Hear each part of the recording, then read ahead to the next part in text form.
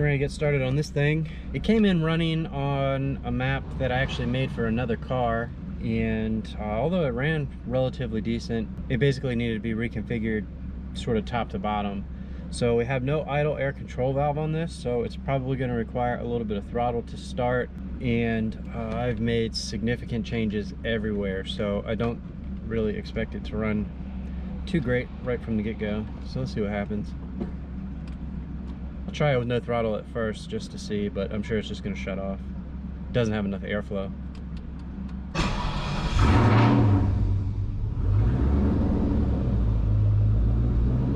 Actually way better than it was before. Maybe that's a good sign. So it fired up, ran for a little while, and then it died. So I can probably correct that. As the weather gets colder and stuff, with no idle control valve, probably going to require some throttle, but let me make my first round of changes now. Okay, I made changes to 2 custom tables, the main fuel table, the main ignition table, my cranking tables, and my startup enrichment tables. Let's see if we can get it to run a little better now.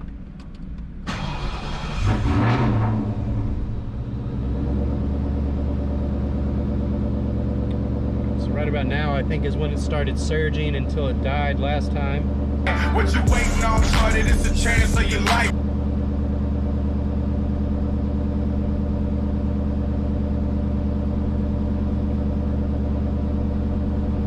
Seems we're in good shape now. Idle seems pretty rock solid. Let's see if it shuts off, put it in a gear.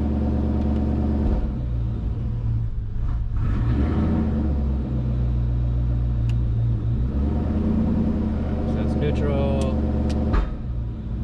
Damn, that converter just wants to blow the whole trans out of the car. Neutral. A little bit of a stumble. I'm not too worried about it going into gear. I'm more concerned with how it's going to come back down to an idle from a roll.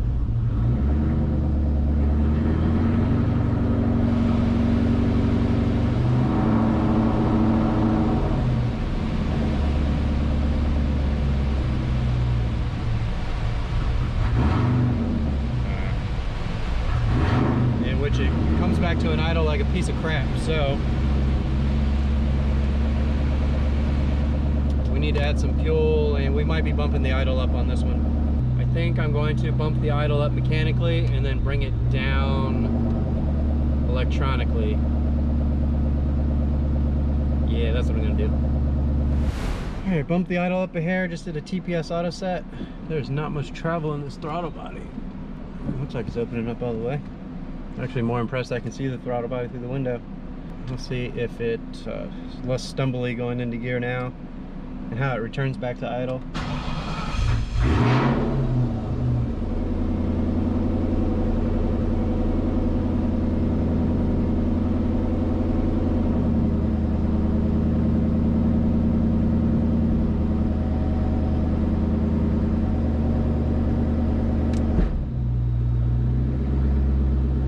So that's acceptable now. How about returning to idle?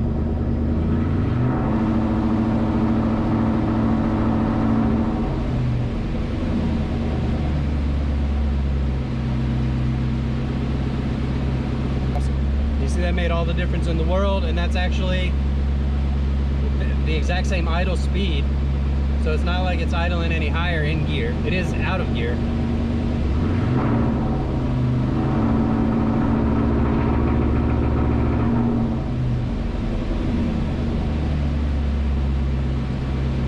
That's perfect.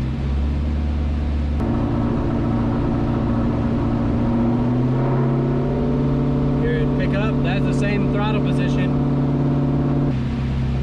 Can't quite explain it, but it actually feels like the harshness of going into gear is less now.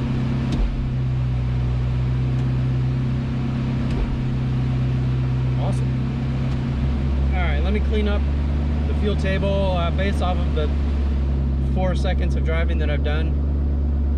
You can sort of already tell where we need to make some changes. Oh yeah, got Stairway to Heaven in the fuel curve. So let me smooth all this out real quick. All right, I guess we'll try and start shaping the fuel table a little bit. Right off idle, basically no matter what you do as far as adding fuel, it's got like a weird lean spot.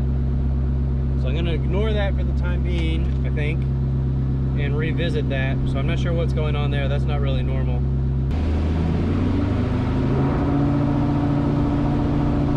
See right here. Give it throttle and it goes away.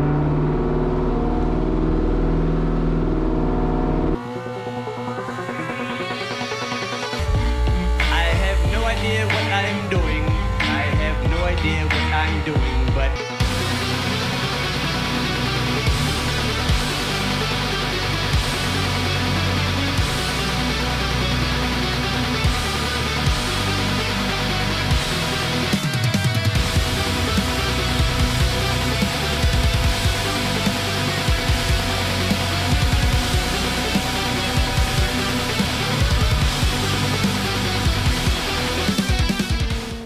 looks like you need to pull a bunch of fuel out of it, out of boost.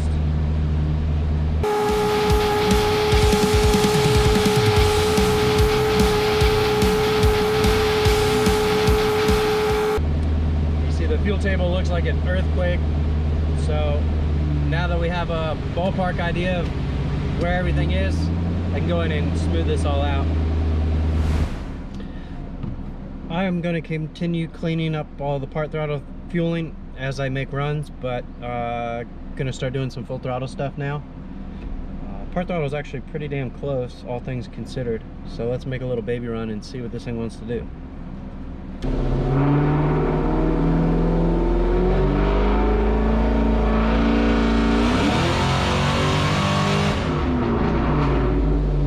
.667.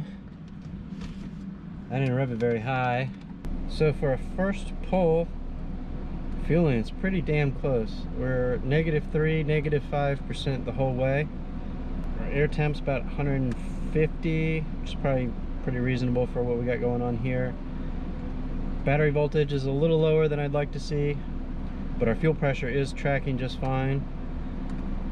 And not even 6,000 RPM, we're already at 90% injector duty cycle.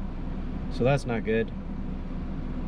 But the biggest red flag is, even though our map sensor is reading spot on, key on, engine off, I don't believe what it's telling me for boost. It looks like it's too high. So I'm gonna double check and see what the boost is supposed to be on this thing. And it's 5 o'clock, so I think I'm probably just gonna call it quits here for today, and we'll finish this up in the morning. Okay, the boost actually is what it's supposed to be, but here's basically where we are so far. I don't have enough time to finish this today, and I got some family stuff to take care of tonight, so we'll finish this up in the morning. To be within just a few percent on the very first pull, pretty excited about that. These Fords aren't something that I do on a regular basis. Seems every one of these new edges that comes through has a LS engine in it. I really like this body style Mustang. I bought a few of them myself, and then I never have time to do anything with them, so I just sell them like a jackass. One of these days I'll actually build something for myself. Turns out I'm the only person dumb enough to be here on Memorial Day. I wasn't here on Friday, so between Friday and Monday, 185 missed calls. So yeah, things are getting a little bit out of hand. I can't keep up with any of that anymore. I don't know what to do. Fortunately, the battery's dead, so I've had a charger on it for quite a while. If that continues to be a problem, I'm probably just gonna go home and deal with this tomorrow. I remember we were just almost right on the money fuel-wise on this last time. We were in like, I think it was like 3 or 4%, but it made more boost than I wanted. So now I'm actually going to, yeah, I pegged the upper limit. I scaled this to like 25 pounds, not thinking we were getting to see 20, but it made like 27 or something. So I'm gonna probably rescale this to like 32 pounds and then reconfigure all this. So I'll do that, and then we'll try and start it. Assuming the battery will start the car, then we can keep rolling. All right, this thing's ice cold. I've made massive changes to everything fuel related, especially the cold start stuff. And we have no auto control valve, so let's see if we get lucky enough for it to start. And then just let it warm up a little bit and we're ready to go. Try and start it with no throttle first. Or we won't start it at all. Holy hell, that's frustrating. Well, it's just not going to start. I'm going to have to throw a trickle charger on it and try again tomorrow. So unfortunately I drove 45 minutes to get here to not be able to start the car. So that's a little disappointing. It'd be nice if it was possible just to keep a different battery in stock for like every car, but even though I have a couple here, I don't have one for this. This isn't really something that I see on a regular basis. I think I've exhausted all of my options, unfortunately. Well, one last ditch effort. I got it to start, but it's making the craziest noises I've ever heard. I gotta shut that off. So I think we are sort of done here before we even really get started, unfortunately. Nothing jumps out of place. Had a quick glance. I know they had trouble with tearing up blowers before, so hopefully it's not the new blower. That would really suck. Thing hasn't run long enough to hurt or anything. Oh well, I think that's a sign to not be here on holiday, so we'll I'll shoot him an email and see if he has to say, and if he has any ideas, and maybe we can continue forward on this tomorrow, but not looking good. It's back. So this tensioner is what was making all of our noise. I think they replaced it and modified it. It's got a new belt, it's got a new alternator bracket, I think, and actually went to a larger pulley here, so we will be making a little bit less boost. So I'm gonna go ahead and yank the wheels off, throw it on the dyno, and we'll get started. All right, all set up on the dyno. Bang my head into this cage about as hard as physically possible. So now I'm even dumber than normal. Head's still ringing. Keep the heads ringing. I asked the customer about cold start and idle and things of that nature. Again, we don't have an idle control valve on this, so you're a little stuck on what you really can do. He said it was fine, and when he picked it up, it was fine for me, but starting it up this morning, I wasn't super happy with the fueling. So I started up, backed it up, moved it around. So unfortunately that means I'm stuck keeping this here until tomorrow so I can touch that stuff up. Nobody knows what the boost is going to be with the different pulley. It should be, I would guess, a few pounds lower. And I think I'm going to pull another 2, 3, 4 degrees of timing out of it, just as a starting point, and we'll walk it back in. Last time fueling was pretty close, so this shouldn't take a lot of runs, knock on wood.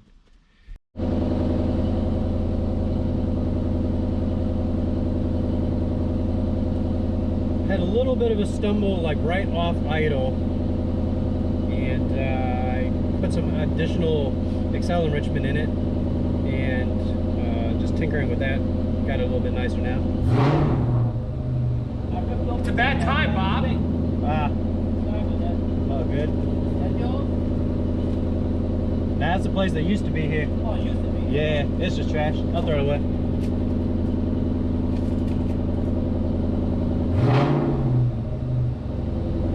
Rev's clean as can be now. So hopefully I'll take care of that. Alright, about 140 degrees, so still got a couple minutes. Now that it's warmed up, our fueling is dead nuts.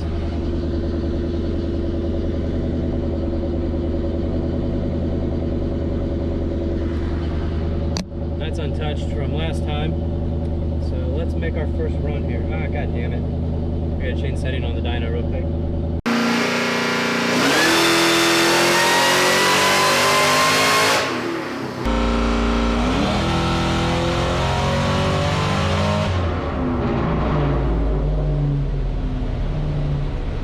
.641. Again, I pulled a bunch of timing out of it, and the boost is lower. So let's see how much lower. So we're making 4 pounds of boost less than before. You see that here in the blue. We can watch our manifold temp skyrocket. It goes up like 30 degrees over the course of the run. Kind of interesting, this timing versus air temp is showing 0.1, but the table in that range is all zeros. So we'll keep an eye on that. Battery's solid. Oil pressure's good. Fuel pressure looks right. GPS rate of change is doing its thing. Now if we look at our closed loop comp here, I need a touch of fuel up here. I'm going to change the fueling just a little bit in the cruising. Got this little spot here where we got to add a touch of fuel. And then past that, 2, 3, 2, 1, 0, 1, 2, 3. So for just a first guess and pulling a fuel table out of my ass, I'm actually extremely happy with that.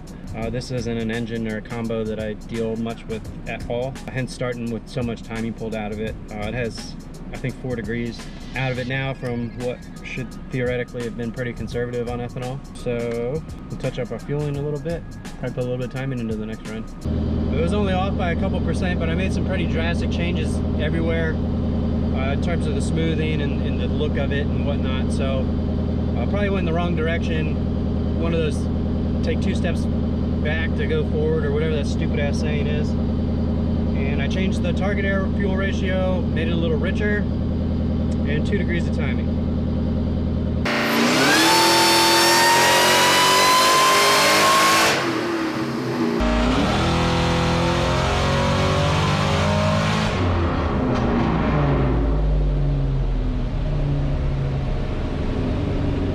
$660, and I'm too dumb to remember what it made last time. Both looks happier and felt better. It's about 20 horsepower gain basically everywhere. So we might be a little closer on timing than I was anticipating, which is exactly why I start with a whole bunch of timing pulled out of it on the stuff I'm not super familiar with. Here's the last 2 runs. Actually revved the second pull here a little bit higher. 1, because it simply wasn't the first pull, and 2, it just felt happier. The blue run, you just kind of felt like it was chugging along a little bit. Log's boring. Got rid of my lean kind of spike there in that mid-range and overshot a little bit, and I was at 3-4%. And this one's with 2 degrees more timing.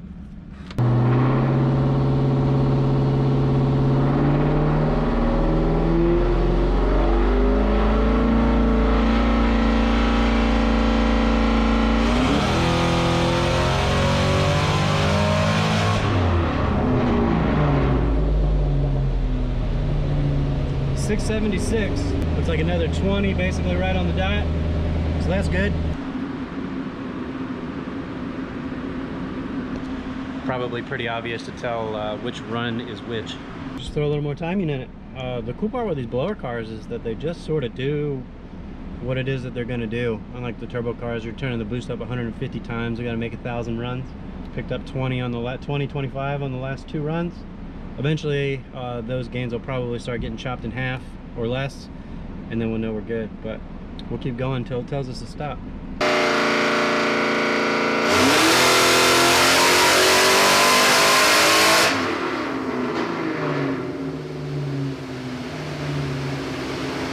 I made 681 on that run with a little bit more timing. So we saw 20 whatever horsepower increase with timing, and put a little bit more in, and it picked up like what I would consider to be nothing in comparison. Usually when they pick up 20, the next step won't be nothing. So just sort of shows that different engines respond a little bit differently, and you got to treat them all as such. If you just dive into some engine you're not familiar with, you can get yourself into trouble if you treat it the same as a different engine. You can dig through the log, and from a power perspective, I think that's about what this one's going to do. No doubt if we let it cool off a little bit, this thing doesn't have ice in the intercooler or anything like that, so maybe we'll run the fan for a while, let it cool off a little bit, and make one more run. What's a little interesting here, as you can see, even though there's more timing in it down low, that it picked up literally nothing. And then as we get further out, there was a gain, 4 or 5 horsepower, which in the grand scheme of things is nothing. So we're going to pull a little timing out up here. We're going to do our timing a little differently down here. And we'll let the dyno shape the timing curve. And that's one thing, this is how you piss a bunch of people off in a hurry, but you can't see this type of stuff on the spark plugs. So You can pull the plugs out, timing mark might be perfect, and that's a good indication of what you got going on. But at the same time, you could be undertimed at one part of the RPM range, you could be overtimed at another part. So for the guys that are anti-dyno and don't see the advantage of it, this is not a blatantly obvious, but it gives you a little bit of a look into maybe what you're looking for on the dyno. And there's definitely power and reliability to be found. So yeah, I don't know, don't rule out the dyno. Letting it cool off, sitting here looking at the timing map and the fuel map. Actually kind of blown away. Again, this is a combo. I don't know if I've ever even done one of these, and the fuel map was basically within like 2% full throttle, and the timing was within like 1 degree before I pulled out the 4 degrees from where I thought it was going to end up. So yeah, kind of shocked. That doesn't happen all the time. Let it cool off a little bit. I actually pulled timing differently in different spots. So as a result of pulling the timing, I don't necessarily expect it to pick up any power, but letting it cool off might. You never know with these blowers. They just blast hot air everywhere.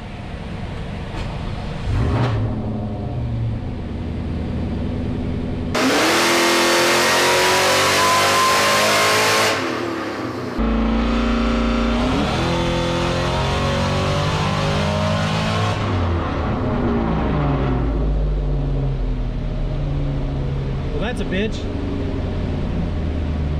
693. Maybe we should let it cool off 2 or 3 more minutes.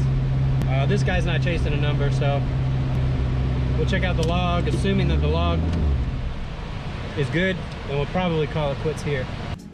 All right, here's our log from the last time. We're actually getting up there on duty cycle. And same boost, supercharge. That's just what they do. If we look at our closed loop control here, closed loop comp here, 1 0 0 1 0 1 0 0. A couple little 2s in there, but I think that's about as good as it's going to get. I will fire this thing up in the morning and make sure I can get the just the cold start good. It was a little, let's call it stumbly. Is that a word? For the first, I don't know, 20 seconds or so. So I made some changes, and so tomorrow morning we'll just verify that's going to work. But all things considered, once our pulleys and stuff quit knocking around, I'm just went about as good as they can go. Here's the last 2 runs with less timing and a little bit of cool down. This is the second run because it has the different pulley on it. So this is basically where we started today. Of course, where we ended up. So intentionally, I started off with not a lot of timing, like I said, 35 times. So that's what our gain was there. And here is the red. Is last time it was here with the OEM ECU and a different blower. And the reason he switched from the OEM ECU is the thing just wouldn't run right, and the guy tuning it has probably tuned 50,000 more cars than I have, so it wasn't like operator error. I don't know if there was something wrong with the harness or something wrong with the ECU, but basically it wouldn't run right, so I put Holley in it, and so far it appears to have taken care of the problem before. Like before, everything would just randomly shut off and wouldn't start and all this weird goofy stuff. Which it hasn't done any of that. Looks like if he would have left that other pulley on it, probably would have made what, 720, 730. So yeah, with the luck he's had with this thing up to this point, I'm sure he would happily give up a couple horsepower to keep the blower from falling off of it again and all the other problems he's had. See you next time.